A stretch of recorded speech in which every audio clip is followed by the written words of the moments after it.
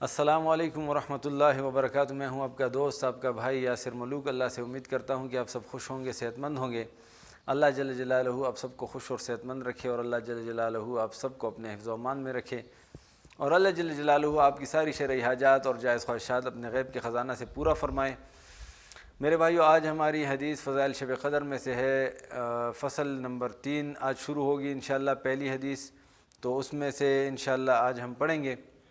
تو آپ سب سے گزارش ہے کہ انشاءاللہ تعلیم کی جو حدیث ہے اس کو خود سننے کے بعد ضرور شیئر کیجیے گا، تاکہ اس میں جو لوگ ہماری وجہ سے اس پر عمل کریں گے ان کے بقدر اللہ ہمیں اجر عطا فرمائے گا۔ تو چلے حدیث شروع کرتے ہیں۔ فصل ثالث، اعتکاف کے بیان میں۔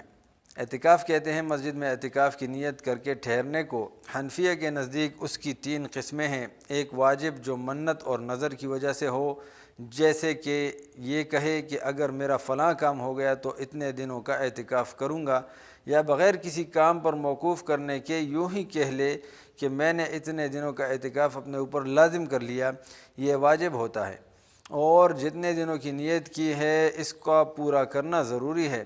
دوسری قسم سنت ہے، جو رمضان المبارک کے اخیر عشرہ کا ہے، کہ نبی کریم صلی اللہ علیہ وسلم کی عادت شریفہ ان ایام کے اعتکاف فرمانے کی تھی۔ تیسرا اعتکاف نفل ہے، جس کے لیے نہ کوئی وقت نہ ایام کی مقدار، جتنے دن کا جی چاہے کر لے، حتیٰ کہ اگر کوئی شخص تمام عمر کے اعتکاف کی نیت کر لے تب بھی جائز ہے۔ البتہ کمی میں اختلاف ہے کہ امام صاحب رحمۃ اللہ علیہ کے نزدیک 1 دن سے کم کا جائز نہیں، لیکن امام محمد رحمۃ اللہ علیہ کے نزدیک تھوڑی دیر کا بھی جائز ہے، اور اسی پر فتویٰ ہے۔ اس لیے ہر شخص کے لیے مناسب ہے کہ جب مسجد میں داخل ہو اعتکاف کی نیت کر لیا کرے، کہ اتنے نماز وغیرہ میں مشغول رہے، اعتکاف کا ثواب بھی رہے۔ میں نے اپنے والد صاحب نور اللہ مرقدہ کو ہمیشہ اس کا اہتمام کرتے دیکھا کہ جب مسجد میں تشریف لے جاتے تو دایاں پاؤں اندر داخل کرتے ہی اعتکاف کی نیت فرماتے تھے، اور بسا اوقات خدام کی تعلیم کی غرض سے آواز سے بھی نیت فرماتے تھے۔ اعتکاف کا بہت زیادہ ثواب ہے، اور اس کی فضیلت اس سے زیادہ کیا ہوگی کہ نبی کریم صلی اللہ علیہ وسلم ہمیشہ اس کا اہتمام فرماتے تھے۔ معتکف کی مثال اس شخص کی سی ہے کہ کسی کے در پر پڑ جائے کہ اتنے میری درخواست قبول نہ ہو، ٹلنے کا نہیں۔ اگر حقیقتاً یہی حال ہو تو سخت سے سخت دل والا بھی پسیچتا ہے، اور اللہ جل شانہ کی کریم ذات تو بخشش کے لیے بہانہ ڈھونڈتی ہے، بلکہ بے بہانہ مرحمت فرماتے ہیں۔ اس لیے جب کوئی شخص اللہ کے دروازے پر دنیا سے منقطع ہو کر جا پڑے تو اس کے نوازے جانے میں کیا تأمل ہو سکتا ہے، اور اللہ جل شانہ جس کو اکرام خزانوں کا بیان کون کر سکتا ہے۔ اس کے آگے کہنے سے قاصر ہوں کہ نہ مرد بلوغ کی کیفیت کیا بیان کر سکتا ہے، مگر ہاں یہ ٹھان لے کہ جس گل کو دل دیا ہے، جس پھول پر فدا ہوں، یا وہ بغل میں آئے یا جاں قفس سے چھوٹے۔ ابن قیم رحمۃ اللہ علیہ کہتے ہیں کہ اعتکاف کا مقصود اور اس کی روح دل کو اللہ کی پاک ذات کے ساتھ وابستہ کر لینا ہے، کہ سب طرف سے ہٹ کر اسی کے ساتھ مجتمع ہو جائے، اور ساری مشغولیوں کے بدلہ میں اسی کی پاک ذات سے مشغول ہو جائے، اور اس کے غیر کی طرف سے منقطع ہو کر ایسی طرح اس میں لگ جاوے کہ خیالات تفکرات سب کی جگہ اس کا پاک ذکر، اس کی محبت سما جاوے، حتیٰ کہ مخلوق کے ساتھ انس کے بدلہ اللہ کے ساتھ انس پیدا ہو جاوے، کہ یہ انس قبر کی وحشت میں کام دے گا۔ اس دن اللہ کی پاک ذات کے سوا نہ کوئی مونس، نہ دل بہلانے والا۔ اگر دل اس کے ساتھ مانوس ہو چکا ہوگا تو کس قدر لذت سے وقت گزرے گا۔ صاحب مراقی الفلاح رحمۃ اللہ علیہ کہتے ہیں کہ اعتکاف اگر اخلاص کے ساتھ ہو تو افضل ترین اعمال سے ہے۔ اس کی خصوصیت حد احساس اخراج ہیں کہ اس میں قلب کو دنیا و ما فیہا سے یکسو کر لینا ہے، اور نفس کی موالا کے سپرد کر دینا ہے، نفس کو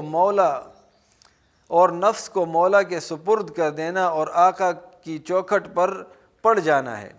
نیز اس میں ہر وقت عبادت میں مشغولی ہے، کہ آدمی سوتے جاگتے ہر وقت عبادت میں شمار ہوتا ہے، اور اللہ کے ساتھ تقرب ہے۔ حدیث میں آیا ہے کہ جو شخص میری طرف ایک ہاتھ قریب ہوتا ہے، میں اس سے 2 ہاتھ قریب ہوتا ہوں، اور جو میری طرف آہستہ بھی چلتا ہے میں اس کی طرف دوڑ کر آتا ہوں۔ نیز اس میں اللہ کے گھر پڑ جانا ہے، اور کریم میزبان ہمیشہ گھر آنے والے کا اکرام کرتا ہے۔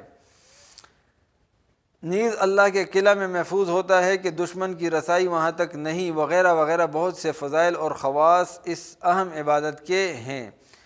مسئلہ: مرد کے لیے سب سے افضل جگہ مسجد مکہ ہے، پھر مسجد مدینہ منورہ، پھر مسجد بیت المقدس، ان کے بعد مسجد جامعہ، پھر اپنی مسجد۔ امام صاحب رحمۃ اللہ علیہ کے نزدیک یہ بھی شرط ہے کہ جس مسجد میں اعتکاف کرے اس میں 5 وقت کی جماعت ہوتی ہو۔ صاحبین رحمۃ اللہ علیہ کے نزدیک شرعی مسجد ہونا کافی ہے، اگرچہ جماعت نہ ہوتی ہو۔ عورت کے لیے اپنے گھر کی مسجد میں اعتکاف کرنا چاہیے۔ اگر گھر میں کوئی جگہ مسجد کے نام سے متعین نہ ہو تو کسی کونا کو اس کے لیے مخصوص کر لے۔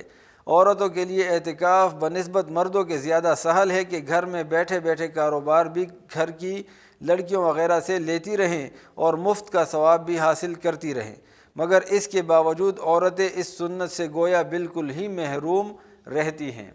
میرے بھائیو، اللہ جل جلالہ سے دعا ہے کہ اللہ جل جلالہ ہم مردوں کو بھی اور ہماری عورتوں کو بھی اس اعتکاف کی جو نعمت عظمیٰ ہے اس سے سعادت حاصل کرنے کی توفیق عطا فرمائیں۔ اب تو چونکہ ہم سے رمضان گزر چکا ہے، لیکن یہ 2-3 دن رہ گئے ہیں۔ اگر ہم نیت کر لیں 2 دن کے اعتکاف کی، 3 دن کے اعتکاف کی، 1 دن کے اعتکاف کی، تو بھی ہمیں وہ ثواب مل سکتا ہے۔ جو نفل اعتکاف، جیسے کہ شیخ صاحب نے فرمایا کہ اعتکاف کی 3 قسمیں ہیں، ایک واجب ہے، ایک سنت ہے، ایک نفل ہے، تو ہم نفل اعتکاف کی سنت کر سکتے ہیں انشاءاللہ، 1 دن کی بھی، 3 دن کی بھی، اس سے کم کی، زیادہ کی بھی۔ اور جب بھی مسجد میں داخل ہوں تو نویت سنت اعتکاف ما دمت فی ھذا المسجد، کہ جب تک میں اس مسجد میں ہوں میں اعتکاف کی نیت کرتا ہوں۔ تو انشاءاللہ جب بھی مسجد میں داخل ہوں اعتکاف کی نیت کیا کریں۔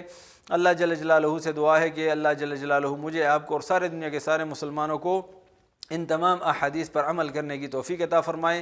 اب آپ سے اجازت چاہتا ہوں، اپنا خیال رکھیے گا۔ السلام علیکم ورحمۃ اللہ وبرکاتہ۔